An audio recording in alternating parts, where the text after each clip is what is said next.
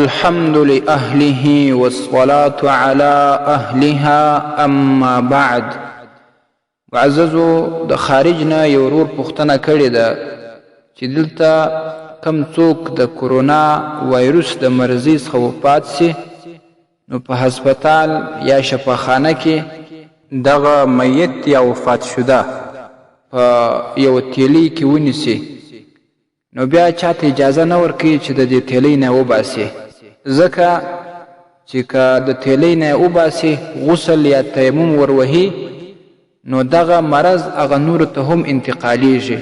نو اوس دغه وفات شده ته مونږ غسل ورکو که بغیر د غسله دفن کو؟ الجواب بالله التوفیق. معززو لومړنۍ خبره دا ده چې میت ته غسل ورکول واجب دی او بلا اشد ضرورته غسل پرېښودل جواز نه لري. لہذا کچیر دا خبره یقیني وي چې د غسل ورکولو څخه دا مرض هغه نورو کسانو ته هم انتقالیږي نو بیا تاسو یو څو طریقې وکړئ.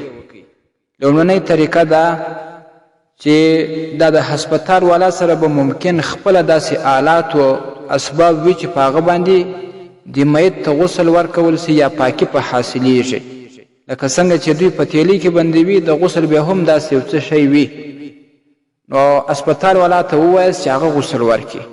که چیرې د هسپتال والا یا شفاخانې والا د دې نه انکار وکړي نو بیا دویمه طریقه دا ده چې د ده څخه دا پلاستیک دا تیلی لیرې کړي، هغه ورنه خلاصه کړي، کپړې مه ورنه کاږي، پر کپړو سربیره تر یو فوارې لاندې پرېباسئ یا د پیپ په ذریعه باندې اوبه ور وپاشئ چې دی لوند سي یا په بل یو شي باندې چې د ده لندوالی په حاصل سي، که فواره وي که پیپ وي که بل شی وي.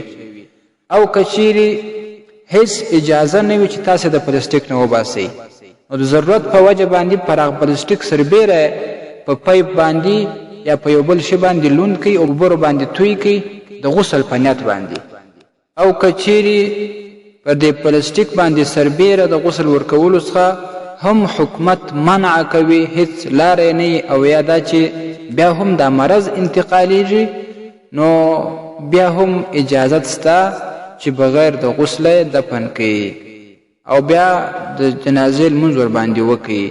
خو لیکن کوشش وکړي چې په هره طریقه باندې ممکنه وي غسل مه ورپرېږدئ، غسل ور وکړئ، ځکه دا د میت حق دی پر دې ژوندیو باندې او دا واجب عمل دی.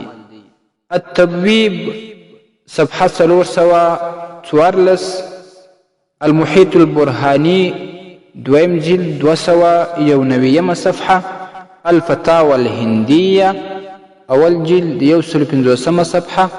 السلام علیکم ورحمة الله وبرکاته. ستاسې د اسلامي پوښتنو جوابونکی مفتی حکیم الله صابر الحنفي صاحب.